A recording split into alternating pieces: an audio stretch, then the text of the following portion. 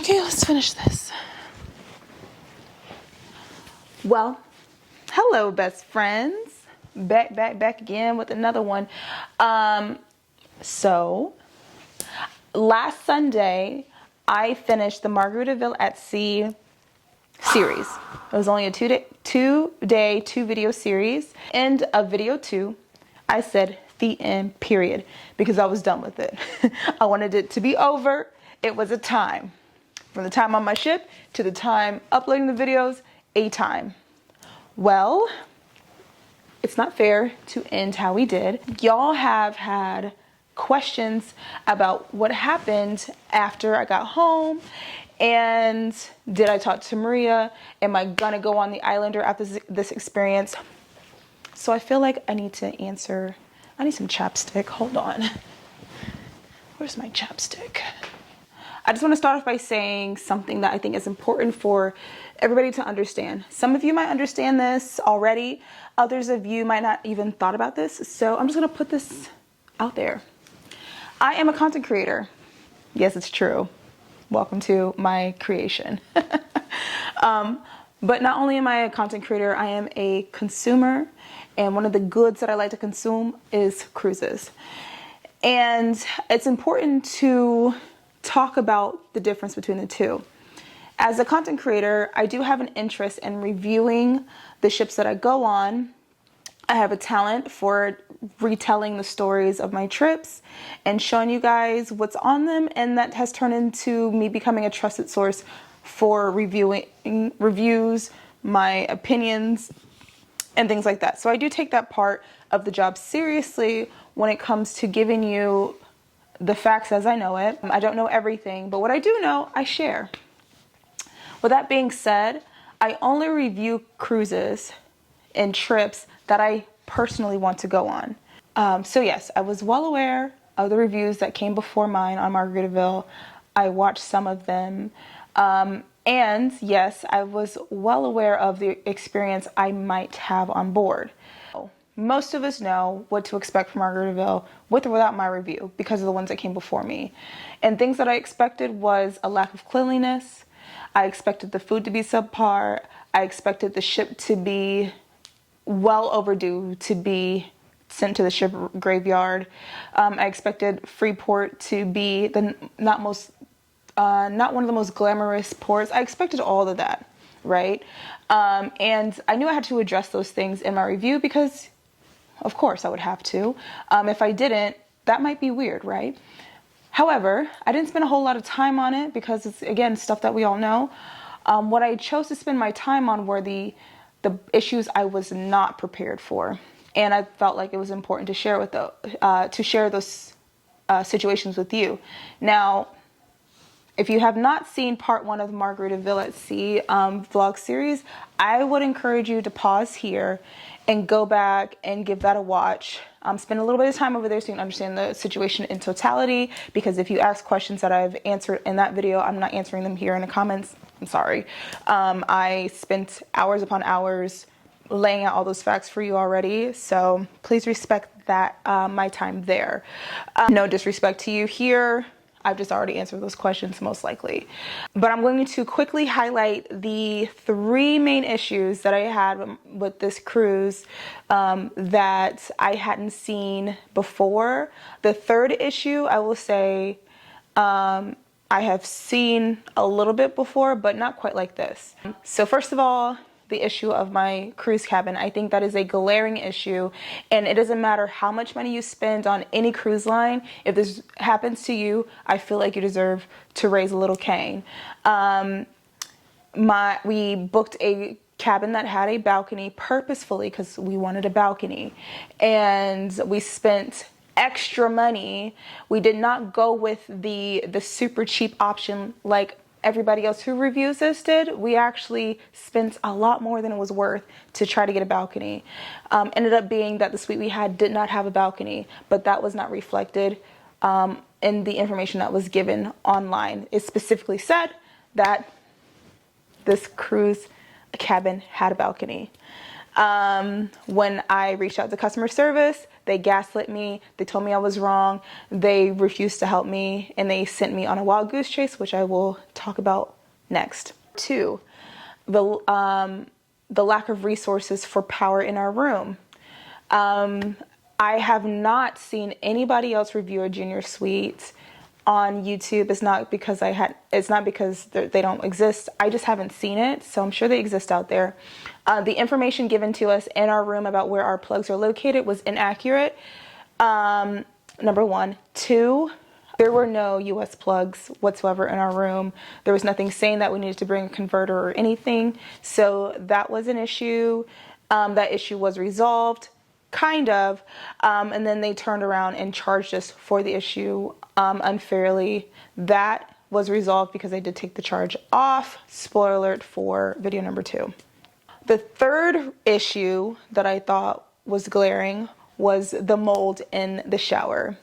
The amount of mold that was just pouring out into the shower was abhorrent and unsanitary and unsafe. I put in a small title during the video letting you know that we did talk to our room steward about this, not once, but twice. And they were just like, we don't know where that's coming from.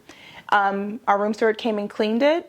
He probably did the same thing I did and just rinsed it out because there was still residue left after. But rinsing it out did nothing because it came right back. Just addressing that, I would have had the same complaint no matter what cruise line. All the other things that I expected did happen, and I expected it. Not surprised there. No one was surprised. So let's answer the question on what happened after we got off the cruise. Did they help us? Did we talk to Maria? I called them as soon as we got to the airport after the cruise on Tuesday and got nowhere. I was sent to Maria's voicemail during that phone call, and I left a message. I called again several times between Tuesday and Thursday especially. I think I called at least 4 times, and each time I had to re-explain my case to all of the people that answered the phone, different people. And then they confirmed that they saw the notes there. I will let you see footage of me talking to them so you can see the things that they said to me. You can see that in one instance, one of the customer service reps was so uninterested in my complaints that he wasn't even listening. I asked him a whole question and his response was, I understand. That one is kind of crazy. You'll see that I was sent to the supervisor's voicemail multiple times. I did leave voicemail messages asking for her to call me back. She did call me back. She called me back after the office hours. If you recall on video number 1, they let me know that the customer service center closed at 5 o'clock. Maybe it was just on Sunday, but I assumed it was all days. However, she called me at 6:19 p.m. And during that time, unfortunately, I was at work. And for my job, I cannot answer the phone. I am a fitness instructor and I was dead in the middle of a class. So me answering phone was not an option. However, I did call back as soon as I got out of my class. It was about 30-ish minutes later and received no answer. I left a voicemail saying, hey, calling you back. Thank you for calling me back. Giving you a call back. Please call me at your earliest convenience. On Friday, I called. Christina was also calling. She did make a few calls on Friday as well. Neither one of us received an answer from Maria. And going forward, we never received another call from Maria. The last time I called asking for her, I believe, was May 9th or 10th. And today is June 13th. It's been over a month. I've not received any communication from Maria thus far. So I perceive that as she called me back one time. So she can say she gave me a call back. I didn't answer. Case closed. Never looked at my case again. Was uninterested. That's how I feel about it. I don't even know how many times I talked to customer service between Sunday and Friday. 10, 11 times probably, just me and Christina, plus her calls. Not at any point in time on board or on the phone did I tell them that I was a content creator. I didn't bring my camera with me, simply because I don't think it should matter. If I'm a content creator or if I'm just your average consumer, it shouldn't matter if I have very public reviews or not. You should be treated the same no matter who you are. So I don't use that as a status or to skip the line or to get preferential treatment. A few of you guys in the comments did suggest that they be let known that, and maybe I'll get a different response. And to that I say, I don't really think I will. I do not think they care about that. And that is because I have reached out to them as a content creator first. Before I ever went on a cruise, I did reach out to them asking if they work with influencers at all. Something that we all do when there is a brand that we want to review, whatever, just to see if we can get a more thorough review or, things like that. And the response that I got back, and not just me, but I've also talked to my content creator friends, a few of us have all gotten the same response. That is basically, they do just fine without influencers and they don't need us. The response I got had like a kind of like a nasty tone to it, so I let it go, and that was like last year. So I really don't think they care about you being an influencer or content creator. I have noticed that since my voyage on Margaritaville at Sea, they are now working with influencers with the launch of The Islander. Interesting. However, what I will do today is give them one more opportunity to have an opportunity to at least speak their piece on the situation, because I do not have a formal yay or nay on whether or not they believe it was wrong that the cabin was falsely advertised. I haven't even had a chance to address them on the other two situations, to be quite honest with you. Oh, your complaint is about the junior suite? No, the only cabin with the balcony is the Grand Terrace suite, ma'am, not the junior suite. I understand that. However, that's not what the website says, and that's the problem. Oh. Okay, let me see what I can do. Give me 1 second, please, ma'am. Oh, hello, this is Maria Sorrentino. I am on another call right now. As you can see, they're sending me to her phone, and I'm getting voicemail. Like, the lady just told me that she wasn't available. So why would you then transfer me to her knowing that she's not available? 12:40. I began trying to get in touch with somebody. I began trying to call somebody at 11:44. So it's been almost an hour of trying to get in touch with people. No semblance of help. Let's try it one more time. This call may be monitored or recorded for quality and training purposes. If you know your party's 3-digit extension, you may dial it at any time.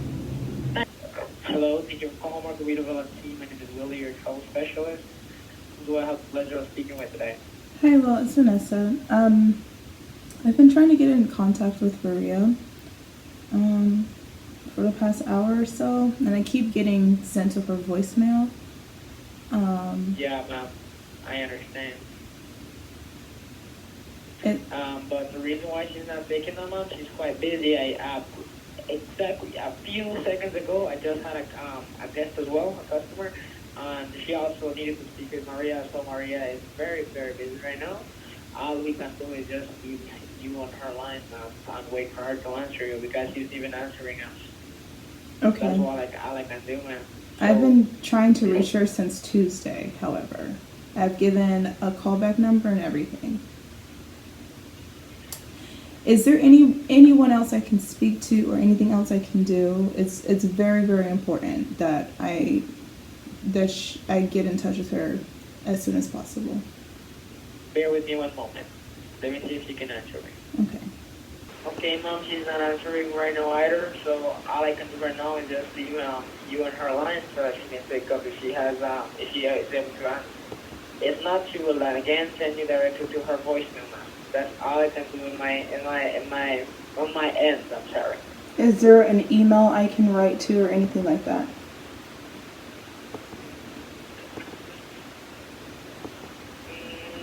The thing is that we are not allowed to provide emails for security purposes, so I do not have the authority to provide you with that information. I apologize for that, Mom. I know it's stressful that you cannot speak to the person that you're supposed to be speaking with. In this case, it would be her.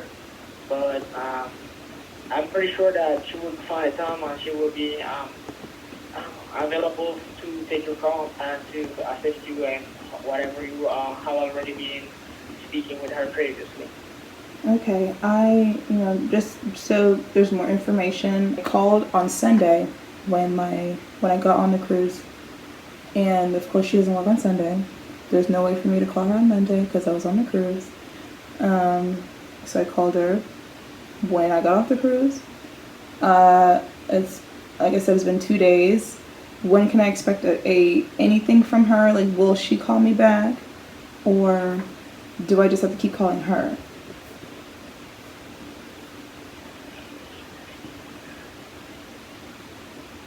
I totally understand now.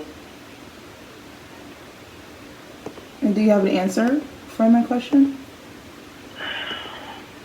That would be directly with Maria, ma'am, because she has been taking your case, right? So I wouldn't know. So you don't know whether or not she'll call me back? No, I know she will give you a call back, but I'm saying that the reason why you're calling is because it's directly with her that you want to speak to, that you have already been speaking. Right? I haven't spoken to her yet. I haven't been able to get in touch with her since I had my issue on Sunday. I've spoken to Roger and a few other people, but I have not spoken to her. And I was told that they can't do anything. In which, this is my 16th cruise. I've never had nothing done. An offer of a free drink, anything, nothing. Nothing's been done at all. The cruise is over now. And so now all there's left to do is will I get some money back or something? Because, I'm really trying my best to give Margaritaville a chance to resolve the issue before I have to resolve it on my own. And I don't want to go that route. I understand that.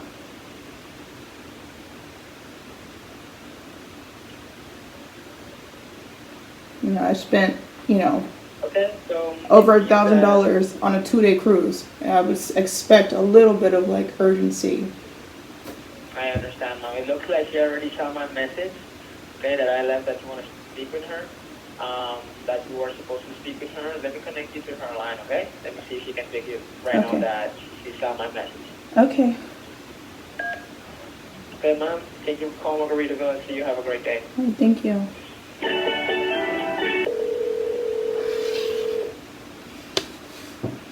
Hello, this is Maria Sorrentino. I am on another call right now. Please leave me your name and number, and I'll return your call as soon as I can. Thank you. All right, so I guess we will now be speaking to Maria today. I reached out to Maria earlier today, and I am still waiting on a response. I'm going to rewind in time and let you see that. It is June the 13th, and today I am filming and editing this final video for you for the Margaritaville at Sea series. Before I put this final vlog out, I'm going to give them one more opportunity to try to make something right. Today, whoever I talk to, I will let them know that I'm a content creator and I already put out vlogs. I will be completely honest with them about that, and I'll see if that makes a difference. To be honest with you, I don't think it will. I'm already on hold. I've been on hold for almost 17 minutes now. Just so you know, I haven't spoken to them yet. Okay, update. We are being connected to Maria right now. I am on hold and mute. So let's, fingers crossed it's not going to be a voicemail. Oh, hello, this is Maria Sorrentino. I am on another call right now. Please leave me your name and number, and I'll return your call as soon as I can. Thank you. To return to the main menu, press star. Please leave your message after the tone. When finished, hang up or press the pound key for more options. Hi, Maria. My name is Vanessa. I tried calling you a little over a month ago to resolve an issue that I had on my May 5th voyage on the Margaritaville at Sea Paradise. I was not able to get in touch with you then. I am getting in touch with you now. I just want to let you know that I am a content creator and I have released footage on my time with Margaritaville. And at this point in time, my viewers are wondering if anything was done on the customer service end about the issues that I incurred. So I just wanted to give you an opportunity to give me a call back and see if we can maybe, if you want to do anything, that's fine. If not, that's fine as well. But at least give you a fair shot to have some say-so in what happened. You can give me a call back. I will be unavailable this evening between the hours of 5:25 p.m. and 7 p.m. But yeah, looking forward to speaking with you. Thanks. Bye. And now we wait some more. I will also point out that Christina did the survey for the cruise, and she was very honest. She gave poor remarks to the things that were poor, and she gave great remarks to the things that were great. Shouted out the appropriate crew members that were wonderful to us, things like that. So it wasn't so much a bias survey, but she did point out the things that we had problems with, and it was enough to where she did receive. It might have been an automatic message, I'm not sure, but she received a message back fairly quickly saying, hey, we would like to talk to you on the matter, here's our number. And it was the same number that we had already been calling, so I'm not sure what difference that would have made. I am going to leave space. It is 4:20 at this point in time to see if I get a call back from Maria. By the end of Friday is the time that I'll give her to respond. Let's talk about the other thing that you guys have been asking me. The Islander. Will I be going on the Islander after all? Am I still interested in reviewing that? What's the status on that? I will say that I've seen the preview for the Islander. That ship does appear to be head and shoulders better than the Paradise. Honestly, the Islander looks like what we all expected the Paradise to be like when they were announcing at Margaritaville at Sea experience. And I would be interested in reviewing the experience, especially juxtaposed to my experience with the Paradise. However, as a consumer, it is important to me that I am valued by a company that I spend my hard-earned money on. The money I spent on this cruise, the money that Christina spent on this cruise, came from us working full-time jobs, just like everybody else, getting PTO from our jobs, just like everybody else. By the way, my full-time job is not YouTube. I work in the job force, just like everybody else.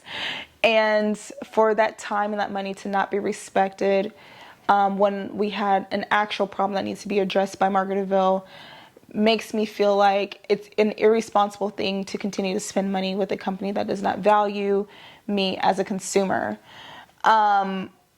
So with that being said, if I never hear from Margaritaville at Sea, I will never be booking another Margaritaville at Sea cruise. I would like to review this ship because I think it could be a great alternative for the budget cruiser. And I love talking about budget stuff. And I would love to find out if it's worth your time. But the common sense in me says that this is a better ship, a bigger ship, but it has the same customer service attached to it.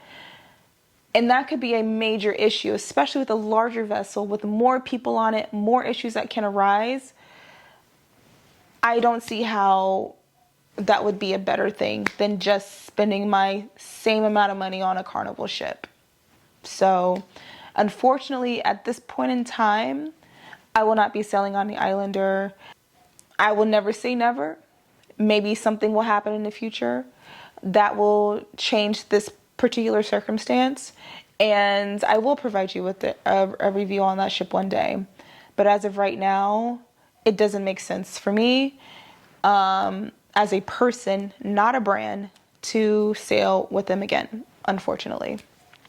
So that's the video, guys. That is what happened after all. I'm not going to tell anybody not to sail with Margaritaville at sea. For your budget and your time and your circumstances, this could still be a great vacation for you. As you saw in part 2, you can make anything work for you. You can still have a great time, and you can still explore a different land. However, be forewarned of the things that took place. I hope that you are better educated than me on certain things that I didn't even know to look for in my cruise, and we'll leave it at that. So thank you so much for watching, best friends. Until next time, until the next cruise, I'll see you guys. Bye.